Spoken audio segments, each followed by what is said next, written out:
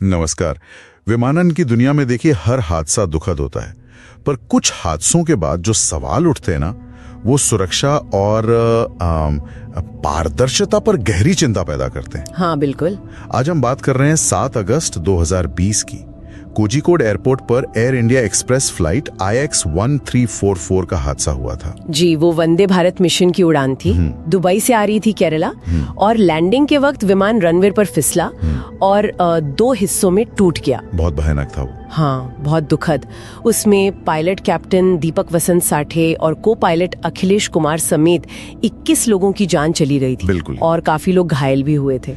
इसके बाद DGCA की जो ऑफिशियल रिपोर्ट आई, उसमें तो पायलट को काफी हद तक जिम्मेदार बताया गया। जी हाँ, रिपोर्ट आई, लेकिन अब देखिए मसला ये है कि उसी जांच टीम के एक पूर्व सदस्य, एक एक्स इन्वेस्टिगेटर, उन्होंने रिपोर्ट पर ही सवाल उठा दिए हैं। अच्छा। उनका कहना है कि कई जरूरी बातें, जरूरी तथ्य या तो छुपाए गए या उन पर ध्यान ही नहीं दिया गया। ओह, तो ये मामला सिर्फ हादसे का नहीं रहा, बल्कि ये तो जांच के तरीके पर भी सवाल है। बिल्कुल, जांच के प्रक्रिया पर ही सवाल उठ गया है। तो आज हम यही समझने की कोशिश करेंगे, मतलब ऑफिशियल रिपोर्ट क्या कहती है और ये जो पूर्व जांचकर्ता के आरोप हैं वो क्या हैं, ताकि पूरी तस्वीर साफ हो सके। जी, शुरुआत करते हैं DGCA की रिपोर्ट से।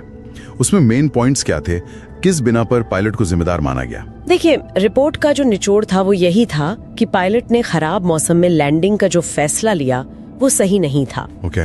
रिपोर्ट ने कहा कि अगर उन्होंने रनवे 10 के बजाय रनवे 28 चुना होता तो शायद ये हादसा टल सकता था।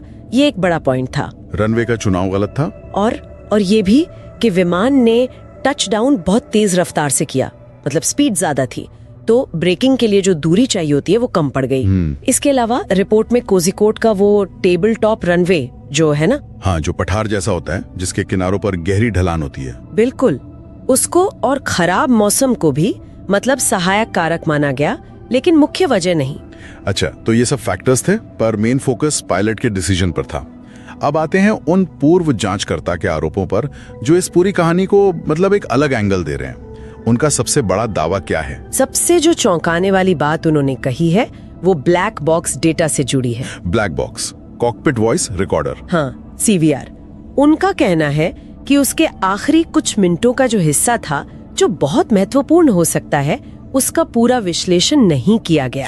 क्या मतलब? उसे कथित तौर पर अप्रासंगिक यानी इरेलेवेंट बताकर नजरअंदाज कर दिया गया। अब ये बहुत बहुत गंभीर बात है। ये तो वाकई गंभीर है। आखिरी पलों की बातचीत तो अक्सर सबसे अहम होती है। बिल्कुल, उसी से पता चलता है कि कॉकपिट में क्या चल रहा था। तो सबूत के इतने अहम हिस्से पर ही सवाल। और क्या आरोप है? ATC, एयर ट्रैफिक कंट्रोल, उसकी भूमिका पर भी कुछ कहा है? हाँ, उस पर भी सवाल उठाए हैं। आरोप ये है कि रिपोर्ट ने इस बात की गहराई से जांच नहीं की कि ATC ने उस खराब मौसम में, उस मुश्किल स्थिति में रनवे 10 से लैंडिंग की परमिशन दी ही क्यों? क्या वो सही फैसला था? ये भी एक वैलिड पॉइंट लगता है। और सिर्फ यही नहीं, विमान का जो पिछला मेंटेनेंस रिकॉर्ड था, रखरखाव का लॉग, खासकर लैंडिंग गियर से जुड़ी अगर कोई पुरानी शिकायतें थी तो उन्हें भी कथित तौर पे अनदेखा किया गया। ये भी आरोप है। अच्छा, मेंटेनेंस वाले एंगल भी हैं। और टेबल टॉप रनवे का जिक्र तो आपने किया ही। 2010 में मैंगलोर में भी ऐसे ही हादसा हुआ था। जी हाँ, मैंगलोर हादसा भी टेबल टॉप रनवे पर हुआ था। तो उसके बाद तो इन रनवेज के खतरों पर काफी बात हुई थी, चेतावनियां भी दी गई होंगी। क्या इस पहलू को रिपोर्ट में कम करके आका गया? पूर्व जांचकर्ता का तो यही कहना है। उनका आरोप है कि रिपोर्ट ने इस सिस्टेमैटिक रिस्क को, मतलब व्यवस्था से जुड़े इस जोखिम को, उतना महत्व नहीं दिया जितना देना चाहिए था, जबकि पहले से वार्निंग्स थी। वो जो विश्लेषण दे रहे हैं वो पायलट के नजरिए से थोड़ी अलग कहानी कहता है। जैसे कि एक सवाल उठता है कि पायलट ने गो अराउंड क्यों नहीं किया, मतलब लैंडिंग रोककर दोबारा कोशिश क्यों नहीं की, जो ऐसी स्थिति में अक्सर पायलट करते हैं। हाँ, ये सवाल अहम है। जांचकर्ता को मानना है कि शायद ईंधन की कमी, फ्यूल कम होना एक वजह हो सकती है। ये एक संभावना है। अच्छा, फ्यूल फैक्टर। वो ये भी कहते हैं कि पायलटों ने जो तय प्रक्रिया होती है, SOPs, उसका पालन तो किया था, लेकिन शायद उन्हें मौसम कितना गंभीर है इसका सही अंदाजा सिस्टम से नहीं मिल पाया। तो ये सिस्टम की विफलता भी हो सकती है। मतलब जानकारी का अभाव। हाँ, या जानकारी का सही समय पर न मिलना, और ऊपर से रनवे छोटा था और उस पर रबर जमा होने की वजह से फिसलन भी शायद ज्यादा थी। ये भी एक फैक्टर हो सकता है। ये तो काफी अलग तस्वीर पेश करता है। मतलब एक तरफ ऑफिशियल रिपोर्ट है जो कह रही है पायलट की गलती, और दूसरी तरफ ये आरोप हैं जो सिस्टम की तरफ उंगली उठा रहे हैं। एटीसी, रनवे, मेंटेनेंस, मौसम की जानकारी। बिल्कुल, ये नैरेटिव काफी अलग है। इस सब के बीच मीडिया में शुरू में क्या ज्यादा चला था? पायलट एरर वाली बात। हाँ, शुरुआती रिपोर्टिंग में तो अक्सर पायलट की गलती वाली बात ही ज्यादा सामने आई, और उससे एक आम धारणा भी शायद वैसी ही बन गई। सही बात है। इसीलिए एक्सपर्ट्स कहते हैं कि ऐसी जो जटिल घटनाएं होती है ना, उनकी निष्पक्ष जांच के लिए स्वतंत्र तकनीकी एजेंसियों की मदद लेना जरूरी है। हाँ। ब्लैक बॉक्स की ट्रांसक्रिप्शन को शायद पब्लिक करना चाहिए। पायलट यूनियनों और पीड़ित परिवारों की बात भी सुननी चाहिए। सिर्फ एक पहलू पर फोकस करने से कई बार पूरी सच्चाई सामने नहीं आ पाती। सारे पहलू देखने जरूरी है। मौसम, एटीसी, इंजन, रनवे की हालत, एक होलिस्टिक जांच होनी चाहिए। बिल्कुल। अच्छा, इस पूरे मामले पर सरकार की तरफ से या एयरलाइन की तरफ से कोई ताजा प्रतिक्रिया आई है? ये जो नए आरोप लगे हैं। देखिए, नागरिक उड्डयन मंत्रालय ने इन नए आरोपों पर अभी तक कोई ऑफिशियल बयान तो नहीं दिया है।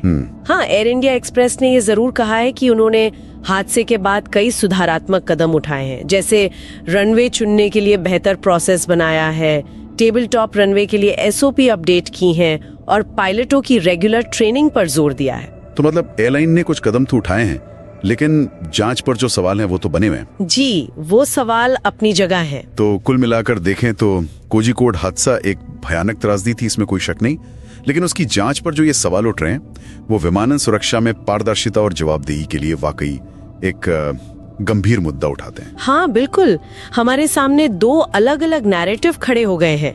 एक जो मानवीय भूल, ह्यूमन एरर पर फोकस करता है, और दूसरा जो सिस्टम की खामियों, प्रणालीगत विफलताओं की तरफ इशारा करता है। और जब जांच की प्रक्रिया इस सवालों के घेरे में आ जाए तो फिर भविष्य के लिए सही सबक सीखना बहुत मुश्किल हो जाता है। सही बात है, क्योंकि अगर हम सिर्फ मानवीय त्रुटि को दोष देते रहेंगे तो अक्सर वो जो सिस्टम की गहरी कमियां होती है ना, वो नजरअंदाज हो जाती हैं, जबकि उन्हें ठीक करना शायद ज्यादा जरूरी होता है। और यहीं पर हम अपने श्रोताओं के लिए एक सवाल छोड़ जाते हैं सोचने के लिए, कि जब किसी हादसे की जांच पर ही इतने गंभीर सवाल उठ जाएं, तो फिर जो ऑफिशियल नतीजे आते हैं उन पर कितना भरोसा किया जा सकता है? और क्या कभी कभी मानवीय त्रुटि का लेबल लगाना संस्थागत या प्रणालीगत खामियों को छुपाने का एक आसान तरीका बन जाता है? इस पर जरूर सोचिएगा।